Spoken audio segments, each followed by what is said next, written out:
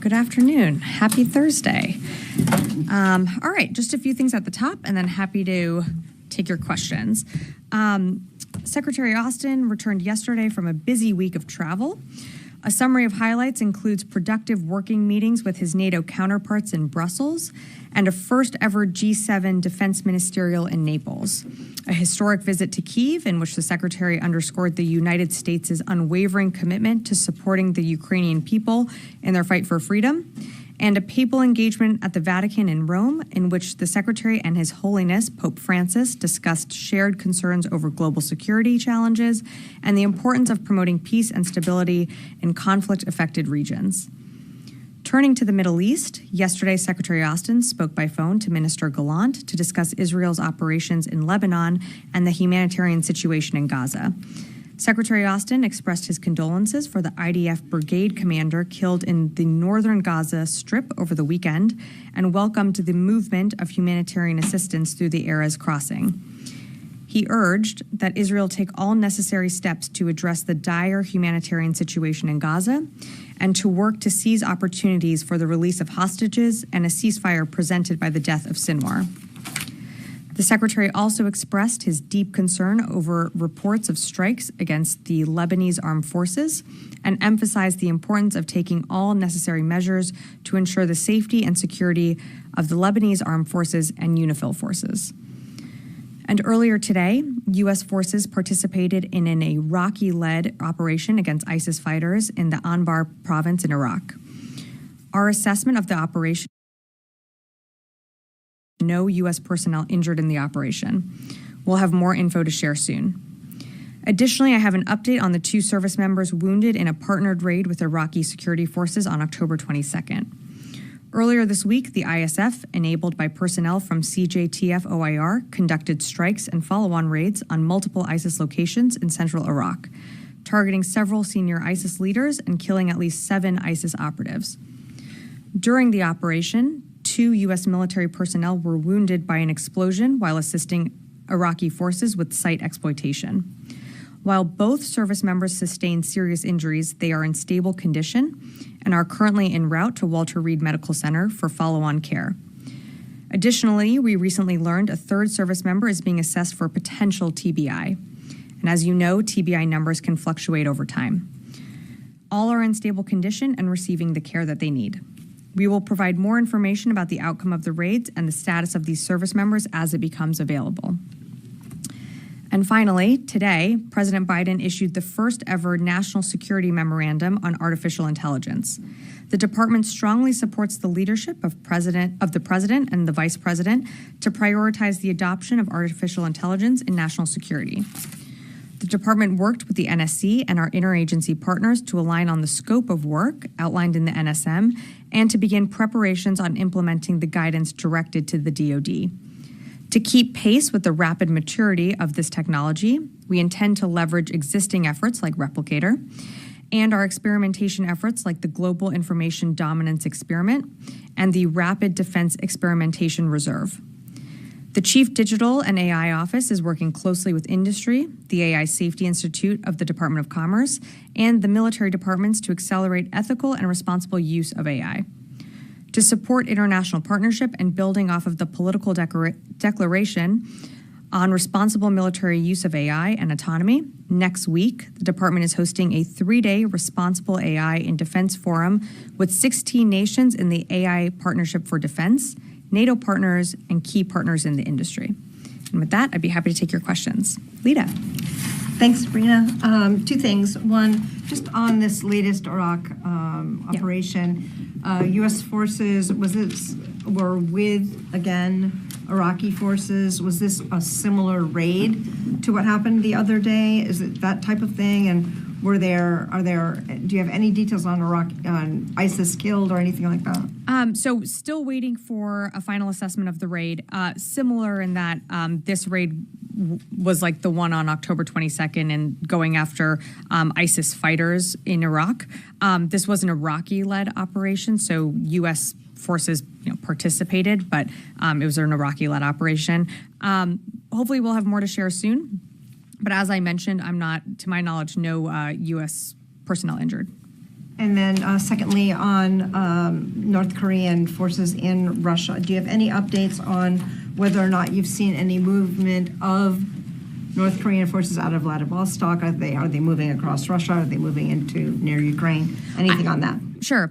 I don't have any updates other than what the Secretary spoke to yesterday, that we have seen evidence of DPRK troops that have gone into Russia. I think you heard yesterday it's likely around 3,000. What exactly they're doing has yet to be seen, but it's something that we certainly are going to continue to monitor. Just to emphasize the point that the Secretary made yesterday, this really highlights Russia's desperation. Tin cupping to the DPRK, to Iran, enticing DPRK soldiers, if they were to ever enter the fight.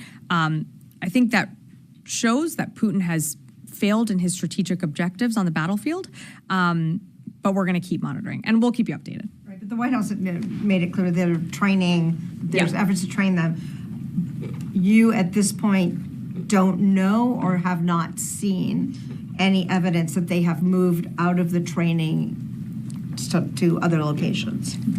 Nothing so far. What exactly they'll be doing from their training in Russia still remains to be seen. Right. Yeah. Natasha.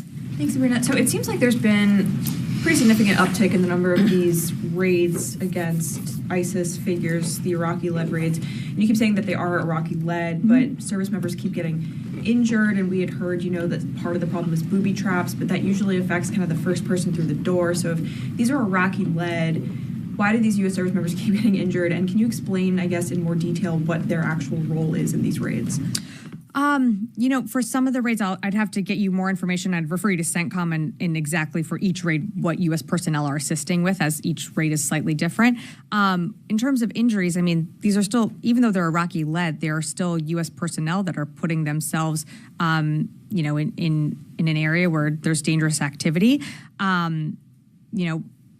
Certainly with the raid that happened earlier this week, we saw 2 service members experience serious injuries, but thankfully they're in stable condition. I think we'll have more to share on each raid. I know Central Command is working to get you more information, so I just don't have more on the one that was also conducted earlier today. Okay, and then on Gaza, Secretary Austin spoke with Gallant yesterday. Obviously, there was a 30-day deadline that was given to see whether more aid was going to go into northern Gaza. Has there been progress made on that front? Well, as you heard me mention in the topper, we have seen more aid move through the Erez crossing. It's not enough. I think what the Secretary has said also echoes what Secretary Blinken said in the region. The humanitarian situation is dire in Gaza, and particularly in northern Gaza, we do need to see more humanitarian aid getting in. That's something that comes up consistently on his calls with Minister Gallant, and it's something that, again, came up yesterday. We are seeing some progress, but we want to see more. So we're going to keep pushing on that issue, but we are seeing some progress getting in when it comes to humanitarian aid. Joseph. Thanks. Also on the Secretary's call yesterday with Gallant, you mentioned that he expressed deep concern about the targeting of UNIFIL troops and Lebanese soldiers. Less than 24 hours later, another 3 Lebanese soldiers were killed this morning in an Israeli attack. It's not the first time the Secretary has brought it up. So, and these are troops that are backed and an institution that's funded in large part by the U.S. So, what's the message that the Secretary is getting when he raises these concerns? It's either Gallant and maybe the Israelis don't take it seriously, or the Secretary's message may not be getting across. So what's your response? Without going into too many more details of the call, and without speaking for Minister Gallant, I think they certainly hear our concerns and they understand them. They understand the need to, conduct operations that take into account whether it be Lebanese armed forces or UNIFIL operating in that area. They do need to ensure the safety and security of Lebanese armed forces and UNIFIL forces, and that's something that has been reiterated. They do understand that, and we're going to keep making it clear and keep pressing for details when we need more information. But I just don't have more to provide from the conversation. Quick, sure. Two more. One, have you guys seen any indications, because you've the U.S. has helped Israel with certain ISR. Have you seen any indications that there's Iranian personnel inside of Lebanon operating? I don't have anything to provide on that. And final point, some reports indicate that Israel may have delayed its response, or this, what everybody's expecting is a response to Iran because of the leak. Do you have any, can you confirm that one, and do you have any updates on this leak? I don't have any updates. It's something that, I don't have more to provide than what General Ryder provided on Tuesday, which is that the FBI is the lead agency when it comes to the leak of classified documents, and that, DOD is feeding into that investigation. It's in the early days, so we have to let the investigation take its course. In terms of any impact to Israeli operations or, when Israel chooses to respond, that's not really something I can speak to. I'd refer you to the Israelis to speak to that. Janie. Thank you, Sabrina. On North Korea, excuse me, Secretary Austin said he had confirmed the evidence of North Korean troops in Russia. However, he said he could not yet confirm the role of the North Korean troops, right? But last month, North Korea shipped 20,000 boxes of war supplies and stockpiles to Russia in advance.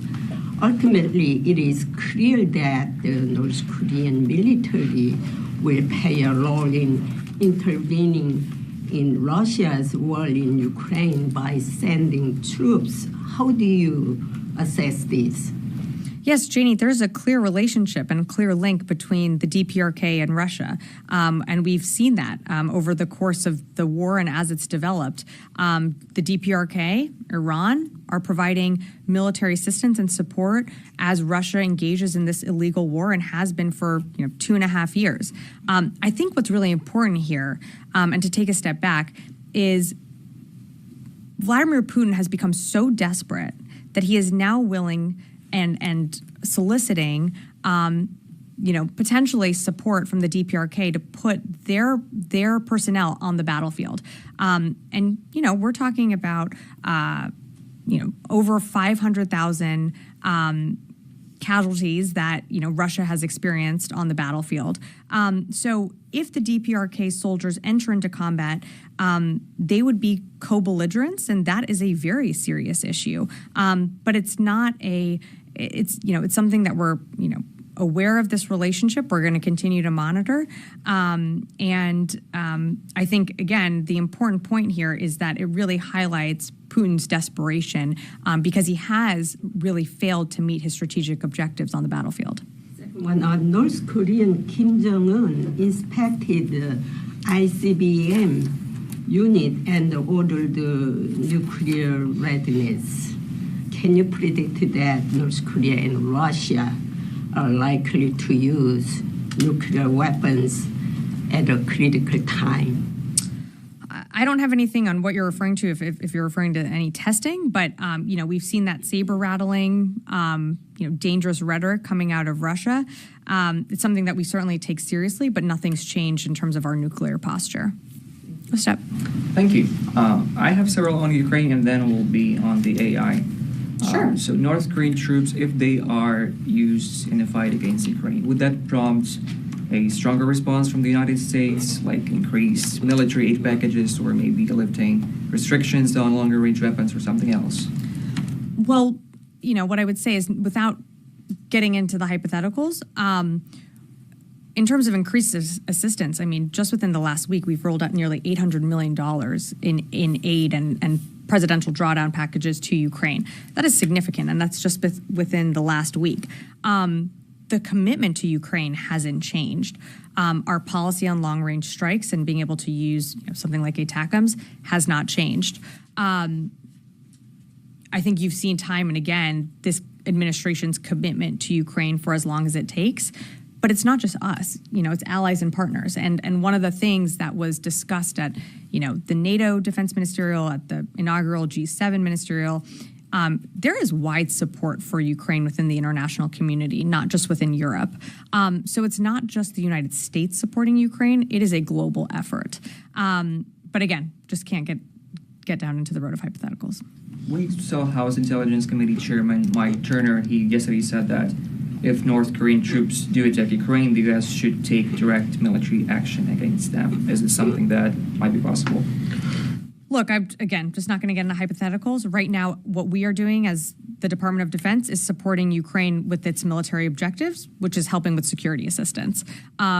The Secretary had the opportunity to travel to Kyiv. He met with President Zelensky. His counterpart, Minister Umerov, was given presentations by other parts of the Ukrainian military to understand how their, military objectives on the battlefield fit with their strategic objectives and their long-term goals.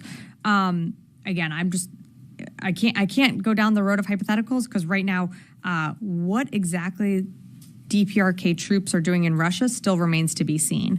But I think, again, it highlights that Putin has really failed to meet his strategic objectives. Leslie, on Sure. AI, could you tell more about how the Pentagon is going to implement the president's memorandum to adopt the AI technology? Where is AI going to be adopted? How soon? So everything will be done through the CDAO.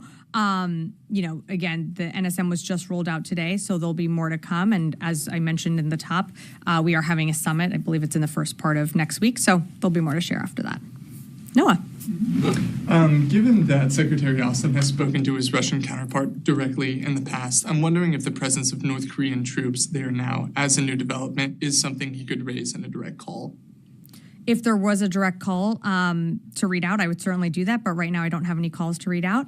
I think we have made our concerns publicly pretty well known about this latest development, but I just don't have anything more to share on that. Could you characterize the state of communication between defense talks with U.S. and Russia right now? I don't have anything to read out other than that last call that took place. I'm sorry, I don't remember the exact date, but I think it was over the summer.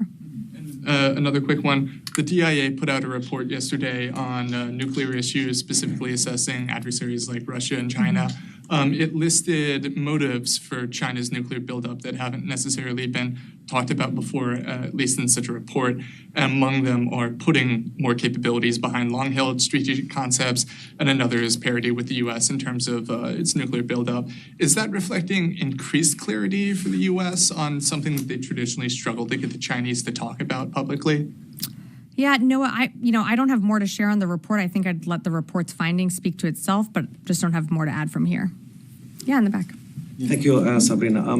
As you mentioned a while ago, that the aid is still not enough that's going into Gaza. So that does not mean the Israeli didn't yet meet the 30 days letter that's been sent by the Secretary Austin and Secretary Blinken, and the clock is ticking for the 30 days. So are you considering for something like hold some munitions to Israel? What you are planning if the Israel will not meet this letter?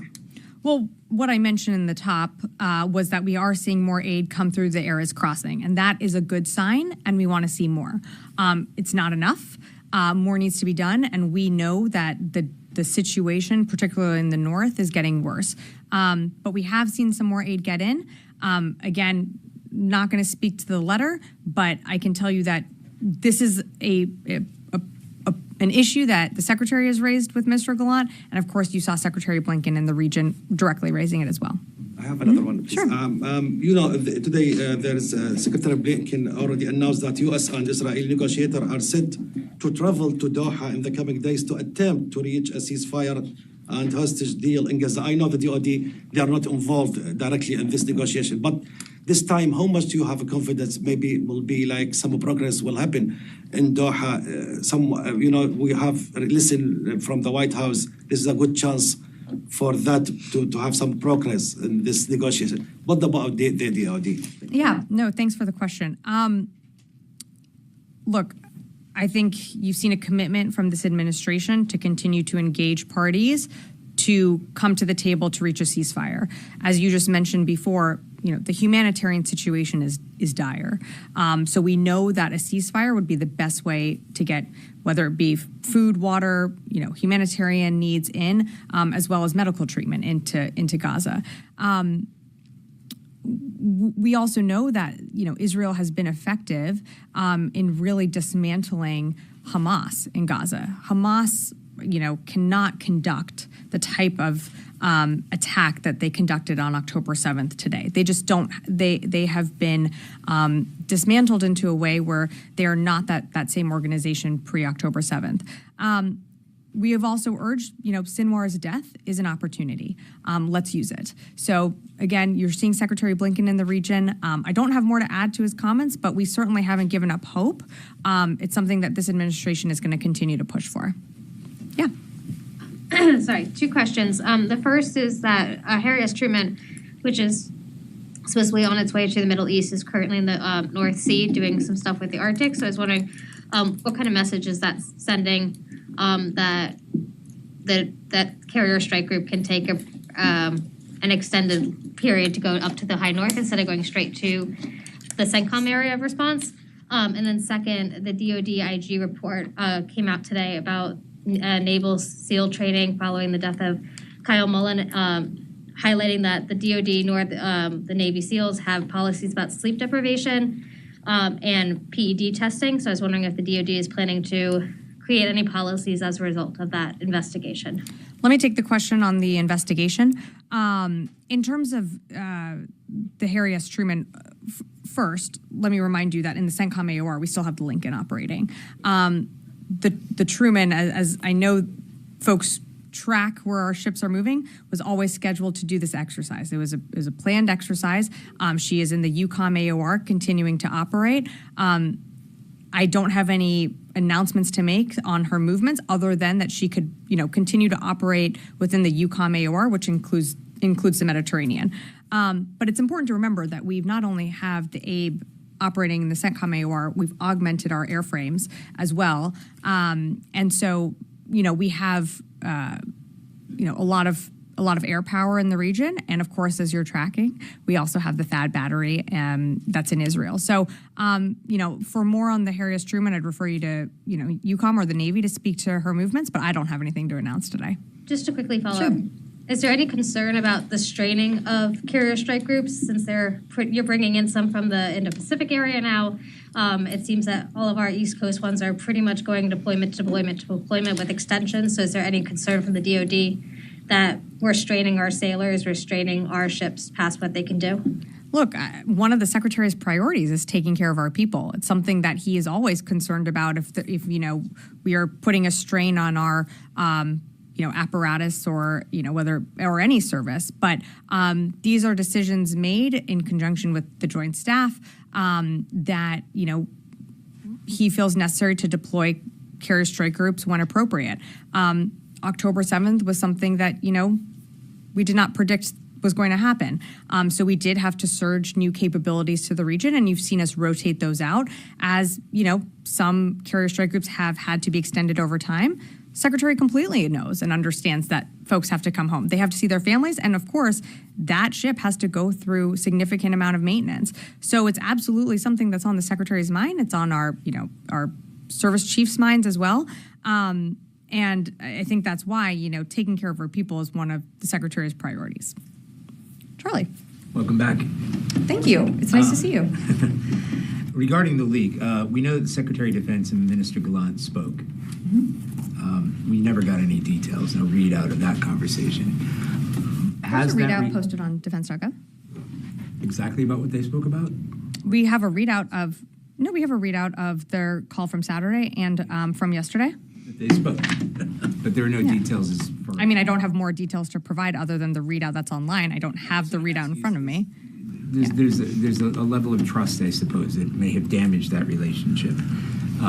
We have the United States essentially spying on our ally because we're not getting the United States isn't getting the information that they need to when you have U.S. forces in the region as far as these attacks. That's the reason I'm wondering if that relationship is under strain. My more pointed question is, I know that you said that the Pentagon is supporting the FBI investigation. Mm-hmm. Which part of the Pentagon is supporting that investigation, and how can you be sure if this was the source of the leak that leak has been plugged? So I'm not going to get into specifics on what particular office is supporting the investigation. I can tell you the department is broadly. We always would work, with our with law enforcement agencies when it comes to investigation pertaining to the department. But I can't get into more specifics about that.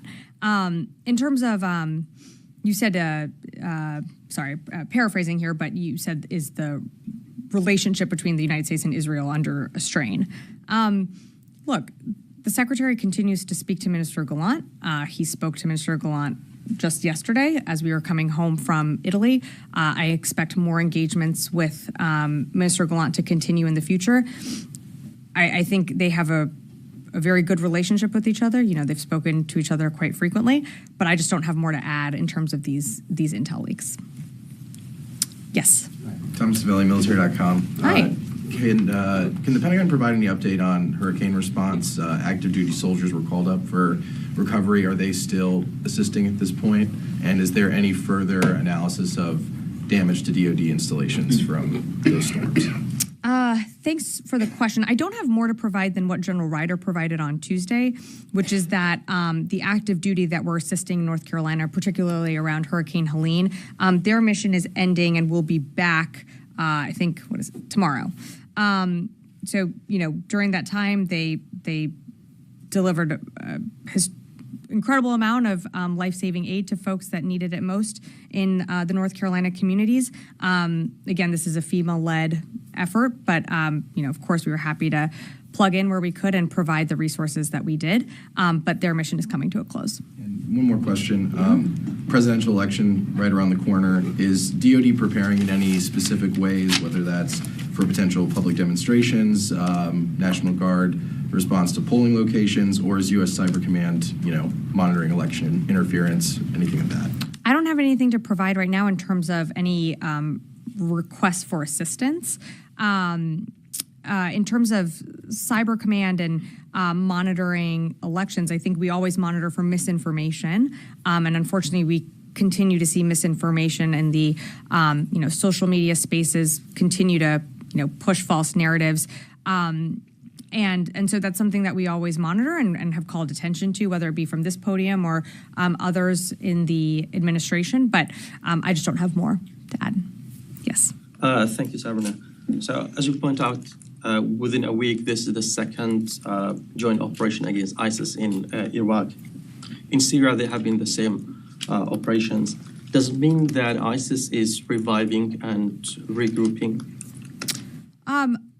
Again, ISIS is not what it was from 10 years ago. I think we continue to see ISIS operate within Iraq and Syria, and their footprint has spread to other parts of the world. I don't think that demonstrates necessarily, about their resurgence in Iraq or Syria, but it represents that they still remain a threat, which is why we do these partnered raids with the Iraqi security forces. Secondly, a quick question. How do you look at the Turkish operations in the north of Syria? Since yesterday, there have been dozens of security forces killed and civilians. Well, I think, as you saw in Turkey, what looks like to be a terrorist attack. And of course, on behalf of the department, we express our condolences to the victims and those that were also injured and, their families. But they have a right to hold those people accountable that conducted that attack. Yeah, right here. Thanks so much. Regarding the leaks, so General Ryder the other day stated that Aryan Tabai is not a subject of any investigation regarding the leaks. Do you confirm that she is still working as a chief of staff for Christopher May? So I'm just going to say that there are some names floating around, and neither official is a subject of interest, and the department remains fully committed to supporting the investigation. I'm just not going to go into specifics on personnel and where they're working. I'm going to leave it there. Yeah, you got another?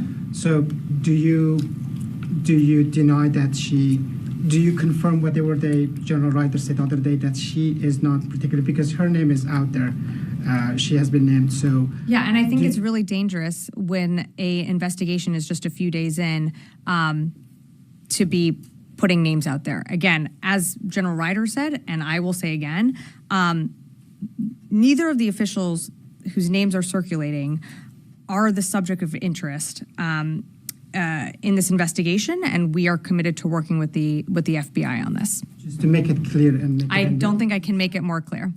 The Pentagon is categorically denies that she and confirms that she is not under investigation regarding the leaks. I think I just said that neither official is a subject of interest. Thank you. Yeah, in the back, and then I'll go to Louis. Thank you very much, Sabrina. I have honored veteran James Bond Stockdale here, my teacher for ethics. I want to honor another veteran, Mr. Anderson from the Iraq War, who was my Spanish teacher. So he had said, and this question is regarding you and your allies who fight against terrorism, I mean Pakistan. So Mr. Anderson had taught me that dígame a quiénes es tu amigos y yo dijaré quién es usted. That tell me who your friends are and I'll tell you who you are. Yesterday we had second anniversary of a journalist who was killed in Pakistan 2 years ago. 10 years ago, an ISI official went to the judge, who is a high court judge now, to rule against me. Fingers are pointed at your allies. How does it affect you and how do you feel about it? I'm sorry, I'm just not familiar with the case that you're referencing, but what I can tell you is broadly, this administration and this department supports journalists wherever they work to be able to report freely and without fear of harassment. Second, ma'am. Okay, do you have one more? I would like to have two more because it's the entire country has been, all the fourth pillar has been destroyed, and State Department usually gives political answers. You give more realistic answers, so I want to, but two more would be great, please. Last week, we had several parliamentarians picked up in Pakistan just to have their vote in a constitutional amendment. In Pakistan, the current prime minister we have, his brother was accused of taking money from Al-Qaeda chief Osama bin Laden. The State Department, I have brought this into their notice. You know, my colleague had last week asked you that Al-Qaeda is again growing in that region. How do you feel about having political leadership who have taken money, according to their own even party members, they have taken money from Al-Qaeda leaders? How do you have political leaders like that in a country, while at the same time you know that terrorism again growing over there? So I don't have anything on these reports that you're referencing. I can tell you, Al-Qaeda does remain a threat, something that we monitor, but I don't have anything else. And do you want to ask your final question? Yes, please. My last question is that we have had government senior officials being kidnapped. We have had judges being threatened, pictures in their bedrooms taken, and again fingers are pointed out at your allies and your friends in battlefield. Again, I want to say this to you, do you take these things into consideration? Because I know State Department doesn't take them. Do you raise these concerns at all with your friends and allies who go to military colleges here to get their degrees and stuff? Do you at all discuss these things with them? Look, I'm not familiar with the reports that you're referencing. I think you can be rest assured that the United States is always going to stand for democratic principles and the promotion of democracy all around the world. But I don't have anything more to add to those reports. Louis. Hi. Yes, I have a leaks question and two follow-ups on Jenny's questions about North Korea. Are you aware that, do you have information suggesting that there has been a new leak of documents, or do you know if there's the possibility that there may be additional documents that are released part of this potentially? I'm not aware of any, but it's something that the IC, of course, given this latest alleged leak of classified documents, is going to look into. Okay. And with regards to North Korea, on the trip, the Secretary, when he confirmed the presence of the North Koreans, he also talked about the potential implications for the Indo-Pacific. Yeah. Can you walk us through what that means? I mean, potentially, if there are casualties, could this and South Korea, promising assistance now, or at least suggesting that they might provide assistance to Ukraine. Is that what he's talking about, of the potential tensions between both of those countries and how it would impact the United States? No, I think what the secretary was referring to is that, if these soldiers from the DPRK do get involved in active combat operations within Ukraine, that is destabilizing to the Indo-Pacific.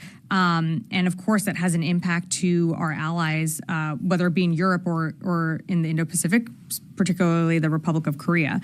As the secretary characterized it, which I think he did a better job than I would, but,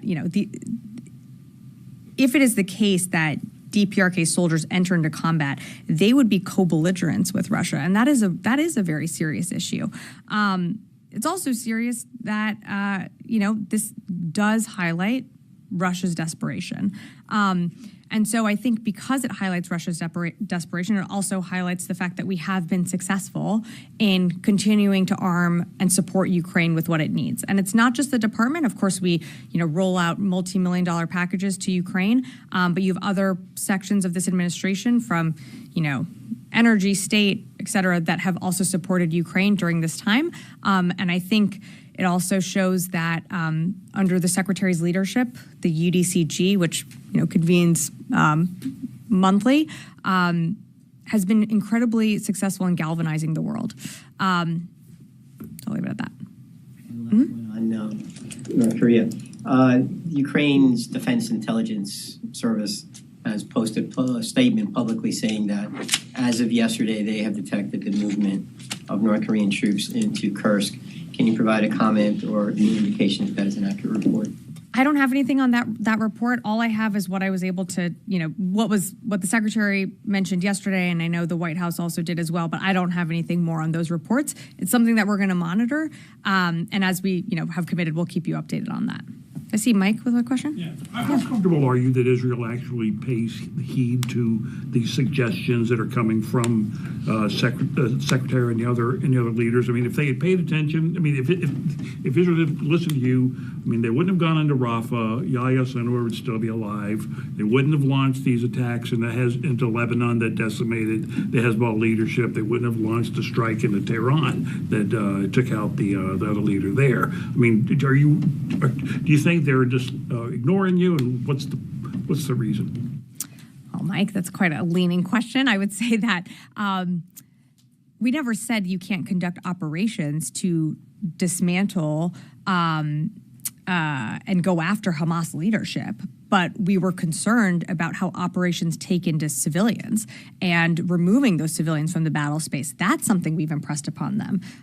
They absolutely have a right to prosecute, Lebanese Hezbollah that's on the border threatening Israeli citizens that have not been able to return to their homes in the north. The dismantling of Hezbollah leadership has implications for the United States that, you're taking a terrorist off the map. It's our conversations with the Israelis is how you conduct your operations. And that's always been something that we've impressed upon them and continue to do so. You've seen the multiple calls that the secretary has had. Not enough aid is getting into Gaza. That is a huge concern for this administration, and you covered this. You know that we set up a maritime corridor over the summer to surge aid in. That helped. But we know the land crossings are the best way for aid to get in, and you can do that. You can get humanitarian aid in to those who need it most while conducting operations, and that's something that we've impressed upon them from the beginning. Okay, all right. I'm sorry, I have to wrap it up for today, but thanks everyone. Have a good one.